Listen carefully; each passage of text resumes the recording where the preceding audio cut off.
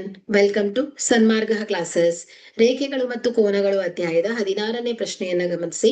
ಸರಳ ಕೋನವನ್ನ ಪ್ರತಿನಿಧಿಸುವ ಆಕೃತಿಯು. ಸೊ ಇಲ್ಲಿ ಆಕೃತಿಯನ್ನ ಗಮನಿಸ್ತೀರಿ. ಸೊ ಇಲ್ಲಿ ಎ ಆಕೃತಿಯನ್ನ ಗಮನಿಸಿದ್ರೆ, ಸೊ ಇದು ಲಘು ಕೋನ 95 ಡಿಗ್ರಿಗಿಂತ ಕಡಿಮೆ ಇರುತ್ತೆ. ಸೊ ಇಲ್ಲಿ ಬಿ ಆಯ್ಕೆಯನ್ನ ಗಮನಿಸಿದ್ರೆ, ಚಿತ್ರವನ್ನ ಗಮನಿಸಿದ್ರೆ ಇದು ಎಕ್ಸಾಕ್ಟ್ 90 ಡಿಗ್ರಿ ಇದೆ. ಸೊ ಸಿ ಆಯ್ಕೆಯನ್ನ ಗಮನಿಸಿದ್ರೆ, ಸೊ ಇದು ಸರಳಾಧಿಕ ಅಂದ್ರೆ ಇದೇನಿರುತ್ತೆ ರಿಫ್ಲೆಕ್ಸ್ ಆಂಗಲ್ ಅಂತ ಹೇಳ್ತೇವೆ ನಾವು. ಓಕೆ, ಸೊ ಇಲ್ಲಿ ಡಿ ಆಯ್ಕೆಯನ್ನ ಗಮನಿಸಿದ್ರೆ, ಸೊ ಇದು ಸರಳ ಕೋನ. ಓಕೆ, ಸೊ ಇದು ಎಕ್ಸಾಕ್ಟ್ 180 ಡಿಗ್ರಿ ಕೋನವನ್ನ ಉಂಟು ಮಾಡುತ್ತೆ.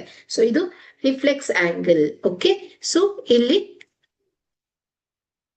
ಇದರ ಮಿರರ್ ಇಮೇಜ್ ಅಂತ ಹೇಳ್ತೇವೆ. ಸೊ ಇಲ್ಲಿ ಈ ಒಂದು ಕೋನದ ಅಪೋಸಿಟ್ ರಿಫ್ಲೆಕ್ಸ್ ಆಂಗಲ್ ಇದು. ಓಕೆ, ಸೊ ಹಾಗಾಗಿ ಇಲ್ಲಿ ಸರಳ ಕೋನವನ್ನ ಕೇಳಿರೋದ್ರಿಂದ ಆಯ್ಕೆ ಡಿ ಸರಿಯಾದ ಆಯ್ಕೆ ಆಗತ್ತೆ. Okay, thank you.